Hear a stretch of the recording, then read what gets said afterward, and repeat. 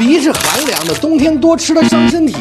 蒸一盏冰糖雪梨盅，滋润又养生，尤其适合缓解北方的暖气燥。雪梨表面用盐搓洗干净，这梨皮啊有清热降火之效，千万别削了它。切掉顶盖，用勺子把梨核挖出来，但不要挖空。咱用这梨参啊当个小碗，加入红枣、枸杞、老冰糖，还可以放点川贝。对着干燥上火的咳嗽特别有效，加点清水，再盖上小帽子，蒸锅上气，隔水蒸半个小时，清甜营养，学会了做给家人喝。